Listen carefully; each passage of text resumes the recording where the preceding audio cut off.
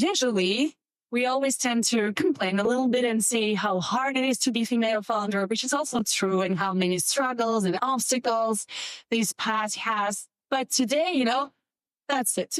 Today we're going to talk actually how cool it is to be female founder and how to turn our weaknesses, if we may say so, into superpowers, and how to activate all our superpowers and succeed as a female founder or a woman in tech. So that was the inspiration behind this discussion. And why don't we start with just like a quick round of intros? Anna, we can start with you. Yeah, we have 2 mics. Yeah, we need to use those. These guys. No. Hand mics. Right. Yeah. Passing game. This one. Just leave it. Just leave this guy. It's all good. Hi. Yeah, loud enough. Sure, Hi, everyone. My name is Anna. I am a founder of Aparti, AI operational system for family law. Do we need to do like a full speech? Or you can do a short blurb. Okay, yes. Perfect, yes. Not 30 minutes blurb, right? Yes, I am a first-time founder who turned from the corporate, from the Fortune 500 and working in the YC startups actually, into entrepreneur. And I started my company. Actually, idea was over 3 years ago when I saw one of my colleagues start going through the divorce, and I saw like, damn, this is so painful.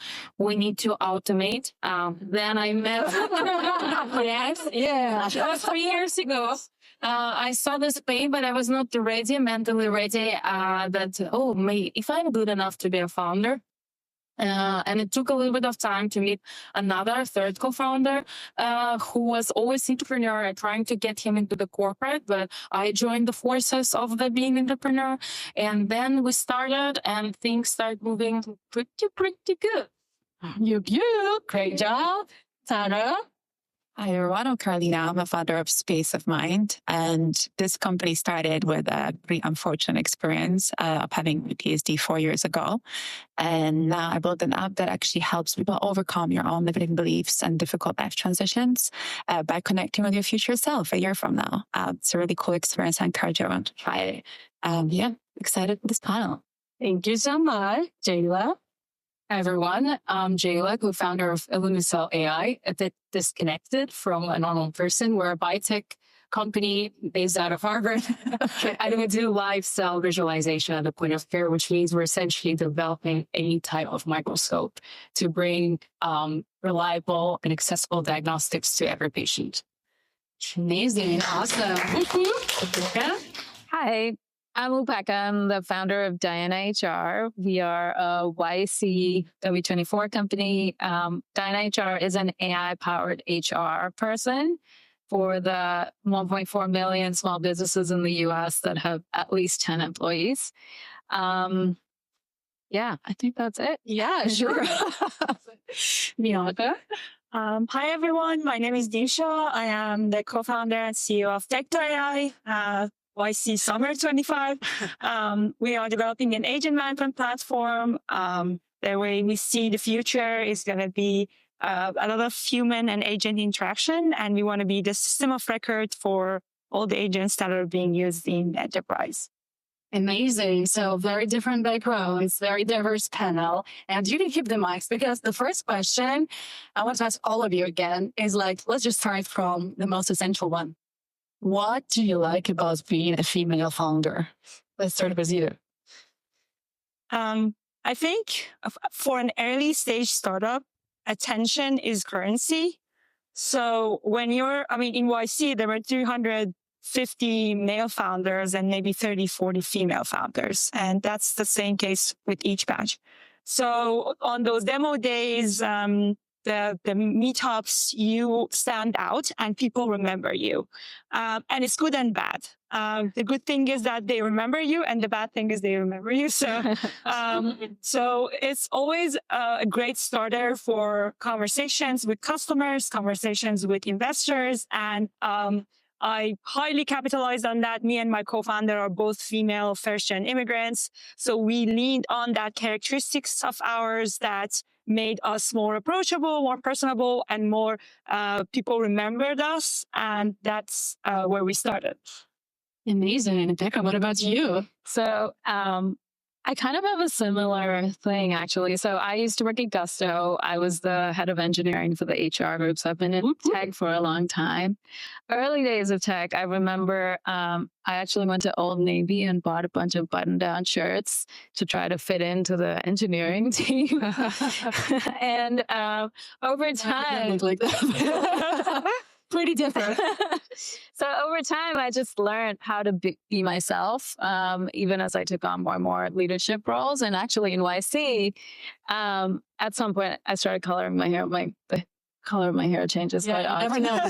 Change the battery. She's telling the truth. But a close friend and actually our first investor in my company said, hey, maybe you should color your hair blue. And it was the best thing because I was the only person in the YC batch that had blue hair and fundraising and people remember you. And it's good and bad, but hopefully you encourage 200 women to dye their hair blue, so be careful. It works. Your batchmates remember you, your investors remember you, and it's something you can capitalize on. Amazing. Jayla, how about you? So I've been accused of toxic femininity. Ooh, that's serious. By my friends who are male founders. And they can be 30, they can be 56, and they're all like, oh, you don't do this because we're not like you, we're not female. And they're like, are you serious? Go play golf with someone, right? You have so many opportunities. But, eventually you find out that people will come up with any excuse to justify why things are not going well. And toxic femininity apparently is one of them. So that means that you're not shying away from being a bit playful, using the differences, like having the haircut likewise. Sometimes people recognize me from like my LinkedIn picture or something. So I would encourage everyone to lean into femininity, maybe not take it toxic, but just use that as a resource, because apparently from a male perspective, that is a huge asset. Of course, no doubt. Okay, Kara. I just want to say, I love the fact that we're no longer asking for a seat at the table, but we're creating our own and asking other people to join us. And I think that's really awesome. For me as a solo founder, it was really great to be able to build something deeply meaningful while sticking to my own values, my own sense of purpose, building from lived experience and not necessarily having to compromise for co-founder or an investor. And that's deeply empowering. And I think more examples should be out there showing that it's possible. And I also think honoring your whole person, not just subscribing to the hustle culture as a woman is important, and showing examples of that. And for me, this looks like not just talking about mental wellness, but really practicing what I preach and reducing that distance between what we're building and how we're building it, to me is very important. So, yeah. Awesome. Anna? I can echo everything what's been said. I think another, same as Niosha, my CTO is also a woman, which I really enjoy. I grew up all my life in I finished mathematical school, engineering university. I always been only one woman in the room of a bunch of men, where you need to set the level that you're here, your voice needs to be heard, not being disrupted. But also now, what I'm enjoying that I can hire people, I think, not the one I'm playing golf with. I'm hiring the best, and I'm giving chances and opportunities to those to whom doors are closed. Because I remember someone opened door for me when I moved to United States, and I want to do the same. And this is my power right now, to hire people who maybe have less chance of less opportunities. Oh, this is so great. Yeah. And I think it's also kind of like, I think binary culture is in you, like the culture to give it first and also to give it back. And I think that's why this place is so special, because people try to love each other. There are a lot of people who needed help and they got it. And that's just brilliant. And I didn't want to go back to Jayla, and I was like popcorn style. So I'm going to pass the mic a lot. But I actually have a question for you. When did you realize that being a female founder is not your limitation, but it's actually your advantage? And can you share any examples when it helped you actually to win a customer, investor, or like a partner, or even hire someone? Sure. So I think I've been very lucky because from a very early age, my father would tell me that I'm a woman, so things should come easier to me. So he was one of those men that believed in that. So whenever I come into a room full of men, I never feel like I'm disadvantaged, but quite the opposite. I actually feel super empowered because I feel different, and I feel like men should be happy to be in my presence. Oh, yeah. Right? And so about winning, right? So it always helps win in everything if you have that mindset, because I feel like, especially in America, so I'm originally from Azerbaijan, was born and raised there, and with that mentality. But coming here from America, I see women feeling like victims of some oppression. And if you have that as your mindset, it's obviously very difficult to come into a room and make an impression, to go somewhere and be yourself, be confident, speak up, and win customers, win the money, right? So I think it's all about the mindset, and consistently working on that mindset, seeing where sometimes you're afraid, sometimes you're not quite sure, sometimes you don't feel confident. So being very deliberate about that choice every day, every time, making that into a habit, and eventually turning that into a mindset is very important. So if you have that mindset, you would feel like customers are lucky to have you and be in your presence. Investors should be very happy that there's a female founder they might want to sponsor, right? Or anything else. So I think it's just about the mindset that there's really nothing to be afraid of. Yeah, amazing. I love this confidence. Yeah, they all should be happy. Oh, yeah, that's true. Okay. And going back to you, I just wanted to dive a little bit deeper into YC, because I know a lot of female founders in the room that try to apply, or they're thinking about applying to YC. And in general, I've heard different myths, like, about that it's only for young guys in AI and so much more. So tell us, I'll ask you as well, tell us a little bit more, starting from the interviewing process to your experience through the batch. You obviously mentioned that it's good and bad to be remembered, but just tell us a little bit more. Yeah, absolutely. We applied to IC with this idea twice. The first time we applied, we didn't have anything, not even a demo. So we didn't even have time to vibe code it, because we landed on the idea, started researching the market, thought there's potential, and applied.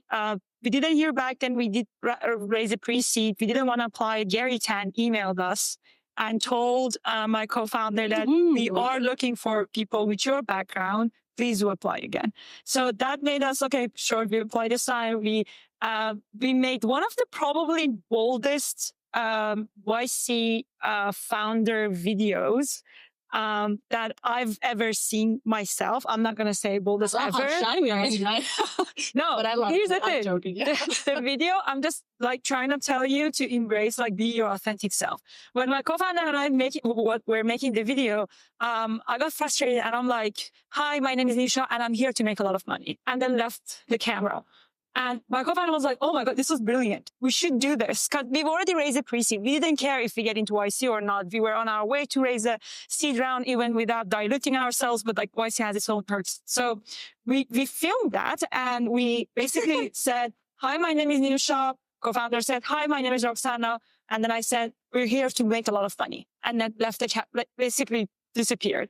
Then came back, told 2 sentences about our idea, and submitted that. And the interview day came. I did not believe we got an interview. We just didn't spend that much time on the product was good, not on the application. We went there. I think Tyler and Eric were the partners who interviewed us, and they were very thoughtful with their tone and everything. And I got too excited. I got nervous. I even stuttered at some point. But they could get it. They could get the excitement. And we did it. This next day, we got an email that you're in. So yeah, just embrace yourself, be crazy, whatever you want to be. Yeah, I think at the time I was rocking my curls. So I had my hair up in a bun, looking like a crazy scientist. So just lean into those, and dye your hair blue. Yeah, or dye your hair blue. That's important as well. That's also a great idea. Yeah, it actually looked you can add on probably a lot more here about your experience as a female founder at YC as well.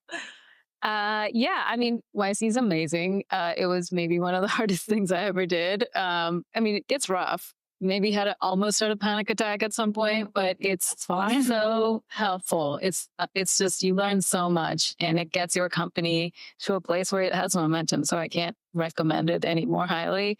In terms of, I also went in thinking this was going to be a bunch of very young males. But I was actually really surprised at how many, 40-something-year-old people there were. I'm 42. Today's my birthday, actually. By the way, I'm sorry, but can you believe that she's 42? No. When I learned about it, I was like, are you kidding me? Like, are you seriously 42? But there are so many people in the YC batch of 40-something-year-olds starting companies. I think it's pretty damn awesome. So yeah. Awesome. Thank you so much. And Kara, it's like the conversation's getting spicier and spicier. I want to ask you, what is one misconception about female founder that you love proved wrong? There's so many. I would say it probably is that we're risk averse, so that we don't think big enough. I did have one investor once tell me, like, you're not raising nearly as enough as you should be. And I took that note, and I did some research, and particularly in investor discussions, you'd always have women get asked about risk mitigation and then men about growth potential. And there's just something there that we need to continue to prove wrong. So I ended up researching my space really heavily and seeing that over 96% of apps in mental health actually see drop off within 2 weeks. So it was pretty obvious to me that something had to change. And I ended up trademarking my own method and filing a patent on something to actually show how you can use AI to track your own thought patterns and then use it to build your kind of daily practice and train your mind just like you'll train your body out of these limiting beliefs. So I would say, don't ever limit yourself, really, as opposed to looking at optimizing something. Look at why does it have that form in the first place, and go from there. So yeah, I'd say think big really is what I'm trying to show I would get to. Yeah, and stay confident, right? I feel like we always tend to kind of like hesitate about our own skills, and we probably shouldn't, definitely. And Anna, what advice can you give to those female founders or even like women in tech who feels like they have to fit in the room versus standing out? What can actually help? What helps you? Because like you're always surrounded by men, right? Because of your degree and so on. So any tips here? First of all, Dasha haven't submitted to us question in advance. This is all not prepared, which I admire a lot. At the same time, I'm taking time to think about. Yeah. Should I set a alarm? No, all good. Something to fit. I think being authentic, being natural, and not being afraid when you're in the room. Because what I see, and I will give you one example. When I came to the company where I was working, like YC startup, I remember second week of me working, and I was with my manager. She also woman. I was in the meeting with a bunch of engineers, with our CTO. She was expressing some of her opinion, and they were interrupting her. I was in the company 2 weeks, pretty much no one on F1 visa, and I stopped them and I said, like, hey guys, can please, let's say, Jane, whatever her name. Hey, please, Jane, give like Jane chance to finish, and then I will continue. This set up a room, and I never heard a single time someone interrupted her in this conversation or any other conversation. This is who I am, always been. I'm like very authentic. I could be, again, because of like a silent background, I could be a little bit too straightforward, or I can sound a little bit, aggressive. But this is a part of me. Like this is a part of like the natural process. No one distinguish the fact that you need to learn every day, you need to grow every day, but being yourself, if you're like a feminine, but also balance. I always sometimes see when the female leaders, they are sometimes overuse feminine energy, like when you're touching yourself, touching your hair. It's also considered not the right tone, right? We need to be very clever and cruel of how we're using our superpowers. but I will say being authentic. Well, a very long answer, but I hope Yeah, that's great. Yeah, sure. Yeah. Grab the mic. Completely agree with that. And I think it's also very cultural about, the interruptions. And here I also see women being like, oh, she's a Nobel Prize laureate. Like, I'm not an expert in, or like letting somebody talk over you. And there was this like similar case, but just like I was asking somebody and going really deep into their technology at a conference and discussing how we could exchange the data. And then some guy comes in and he's like, oh, just a second, I just have one question. And he goes on asking like 2 questions or 3. I'm like, dude, you said one question, like I was talking to her. So, and then the girl was just like, oh my God, I love how you stand up for yourself. And I'm like, this is just like normal, it's just the respect, and somebody is overstepping their boundaries. That's one. And second is just about, not being an expert. Like nobody expects anybody to be an expert in anything, and you don't have to be an expert to have an opinion. And I often see specifically with men, it's just like they might know some facts, but they will scream about it and they will make sure they're heard. And there's women who know a lot more, but they don't feel like they have space to talk about that. And I think it's important to put yourself in a position where you're willing to take the risk, where sometimes it could be vulnerable, but once again, building that up deliberately. So I was at the Science and Technology Forum in Japan, and last year it's opened by the Emperor of Japan every year, or the Prime Minister, and it connects Nobel Prize laureates, ministers from all around the world, and talking about science and technology. So last year I was invited to a CTO meeting, and I'm not a CTO. I don't even have a technical background, but I took it, and I was there in the same group as VP of Oracle, CTO of Toshiba. Just discussing, and kind of they looked at me like, what? But then we ended up being friends, and I ended up summarizing everything we talked about. So willing to take that risk is important. And this year I actually got a chance to talk. So I actually made the speech. So that's something you should build up over time, and just not be afraid, but also understand that there's a risk. Yeah. And I love it. I love this fact that, like you mentioned, that she summarized everything, you ended up becoming friends. And I think sometimes people, and maybe even like men, they tend to act a little bit arrogant. And when like you show the different side, and when you kill them with your, PhD or your knowledge, or your expertise, that's like a whole different story. And that is like so cool. And yeah, good point about like standing out for yourself, standing out, protecting yourself. And, it's funny, like I'm also learning it right now as a mom to standing out not only for myself, but also for my kids. And that's like completely different skill as well. And it's like so hard sometimes, but I'm learning. And okay, going back to you, how do women lead? Do they lead differently? If so, what are these differences? Can you share a little bit more about that?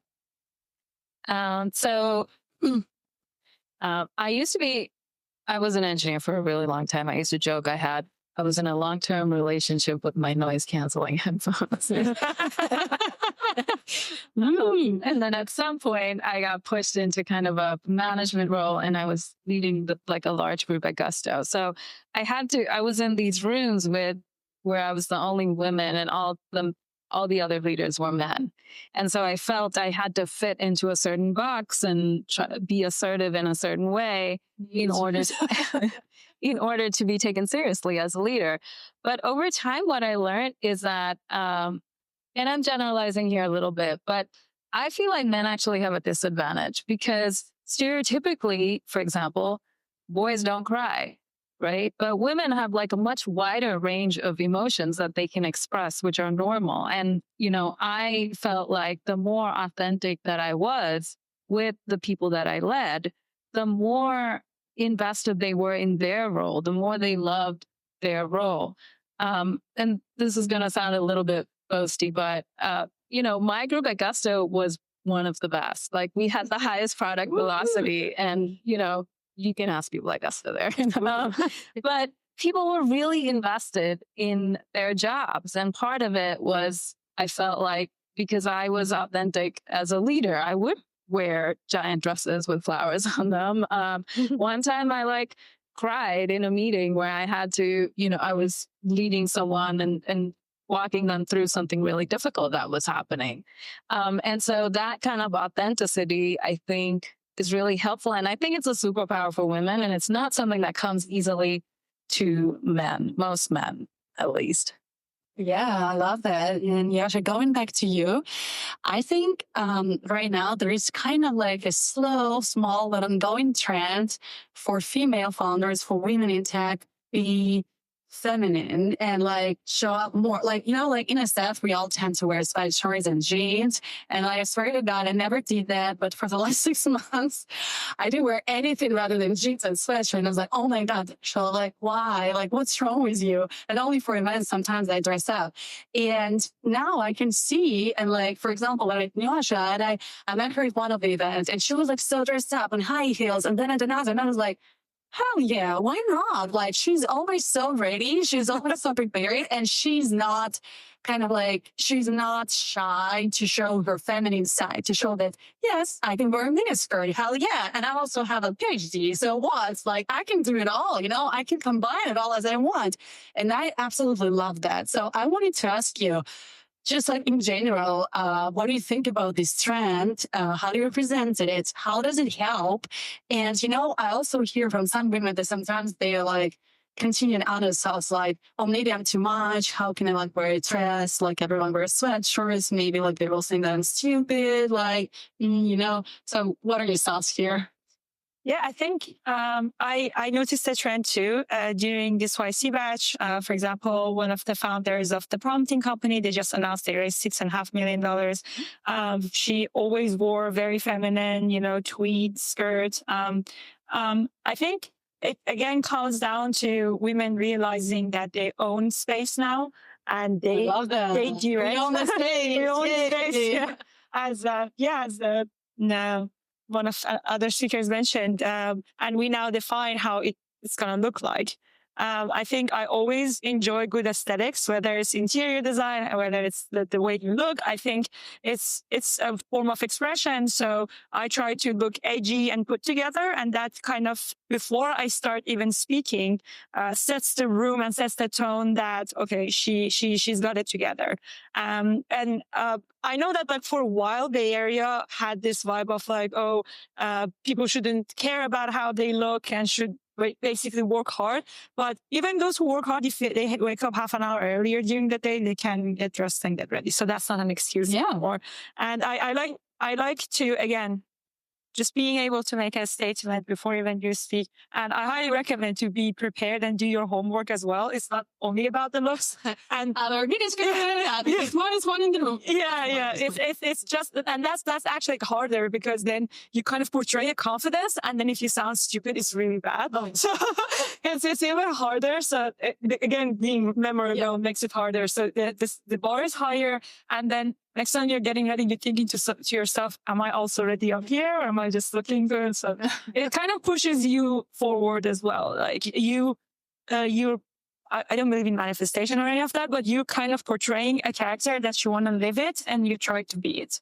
Yeah, I love that. That's amazing. And yeah, that's why I always try to say, people who come to Women Tech Meetup, I always try to say, okay, ladies, let's dress up a little bit. Like, that's our night. Let's just like make something different, because everyone is so busy. It's really like a very toxic culture, because we always like work hard, but sometimes you just need to let it go. And that's amazing. Yeah. And yeah, definitely if you're dressed up, you always have to be prepared.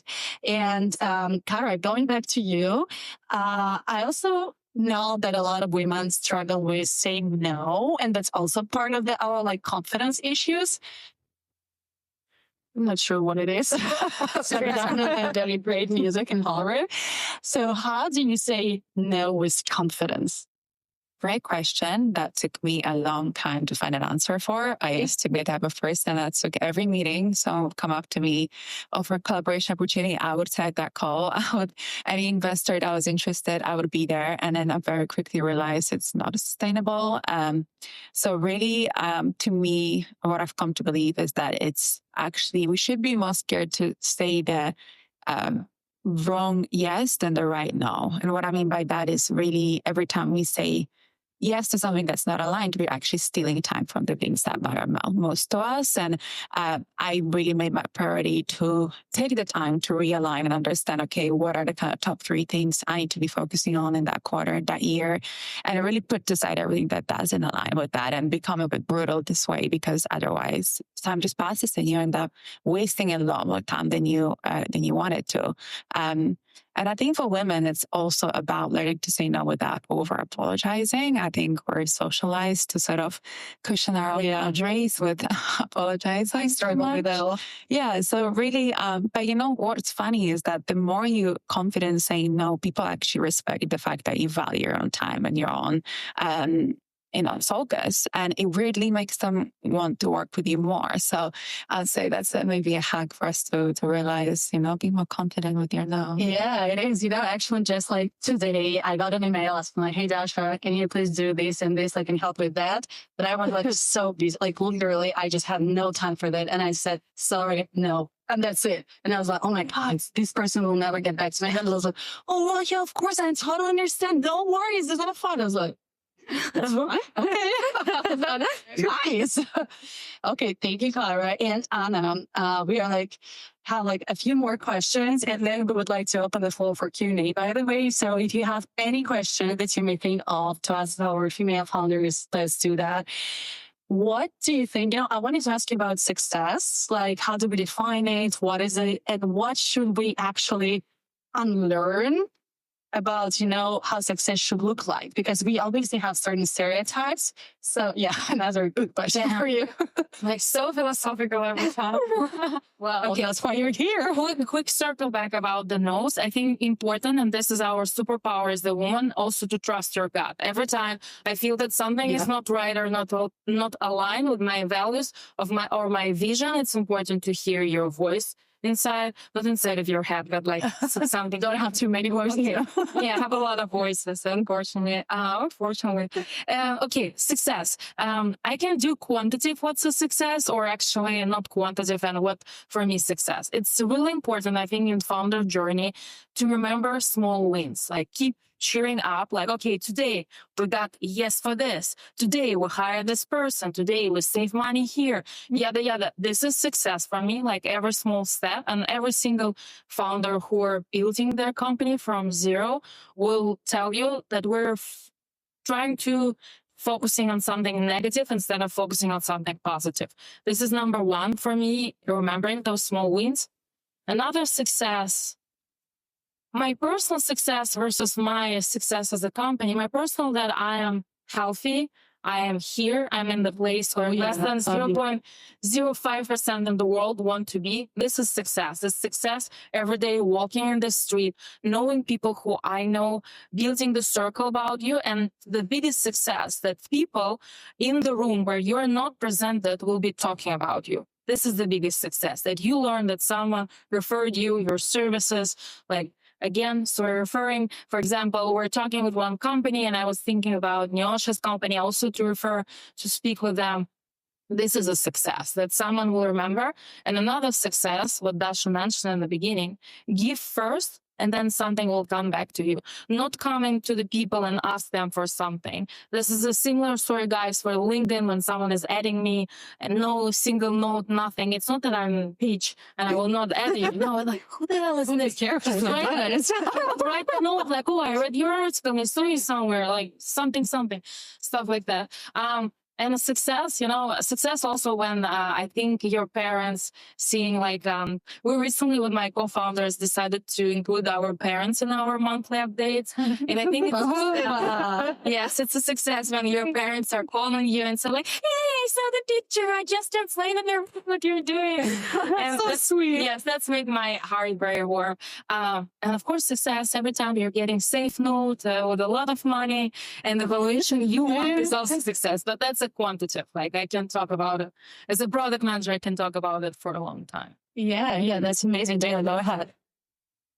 Such good questions to Anna. Wow. I'm going to go a bit more philosophical, and I think let's do for women especially. I think we're at the time where we got a bit confused because we are trying to be both male and female, and then we're trying to compare ourselves to men according to their standards. But I think we're forgetting that, bearing a child is a job. It's a full-time job. Having a kid and kids is a job as well. And while you have that job, you're also trying to prove that you're best against a bunch of men that are all they do is that, playing golf and having a beer. Yourself, you don't have a thing but a golf. Yeah, exactly. So I think it's very important to understand what success is to you. Is it about maybe you're child-free and you want to dedicate yourself to a career? Or maybe it's just about just having children. It's not a bad option either. And I think a lot of times people just tell you, oh no, we have to have a career. And I think there's also this toxic social media trend where you have women that do like 10 things.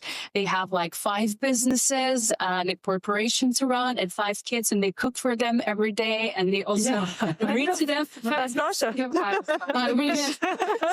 I think it's right. For a lot of women, it creates this standard. Obviously, it's all unrealistic, but we cannot escape that. So I think you should also define what success is to you, not just by looking at what others are doing or confusing the, what is male success versus female success. But don't let anybody's shitty experience define what you want to be and how you want to live. Can I let's make this conversation spicy. Okay. Side of me. Yes. To be fairly honest, like I always, even before coming to United States, think about men as an ally, and they have chance to prove that I'm right or prove that I'm wrong. Because if you're looking into the man like, oh, he will take my seat, or yes, this, no. First, I always give a chance that you're my ally, and then I see how you react. I see one ally in the room. Yes. Honestly, I have an amazing dad who's also was very supportive of my mom doing PhD. I have amazing guy friends who are also very supportive. And it's important, like in the room of people with a lot of guys, which I always been, to find someone who will support you in every single way. Do not focus on those who are trying to put you down. I am like going on the dates, and I also have people who are trying to put me down, like, oh, you're too successful. Oh, it will take so much money to afford you. And I'm like, no. Next. Same. Every time we're coming to the room, you're looking for someone who will support you, not someone who's bringing you down.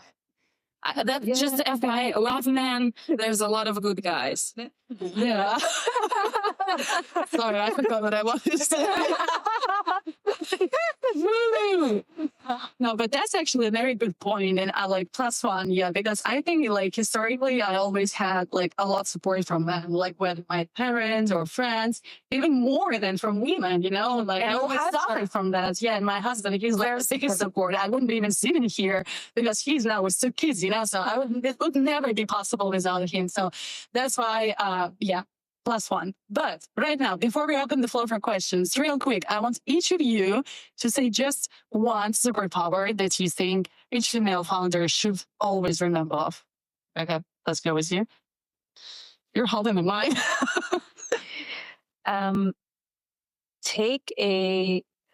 If you are planning to fundraise or be a founder, get a coaching session with a speaking coach. They're going to point out some things that you just don't think about. Women love to twirl their hair. Body language is a thing. Body language will give away how insecure you feel in the moment, even if you know all of your stuff. Just video yourself, count the number of times you say it will blow your mind. So these are things that I did personally when I was prepping for fundraising. And it's not a sexist thing. Just be a nerd about it. Be a nerd about body language. Try to learn what it is. Like, can we call this superpower as like learning? It's always learn. Like I'm trying to define it. That's actually very good. Body language. Yeah. But kudos to your coach. Like you always speak like extremely confident. I think every time I speak to Becca, she's just like crushing. Yeah. Sean, one superpower that you think we should all remember of? I think women are more emotionally intelligent.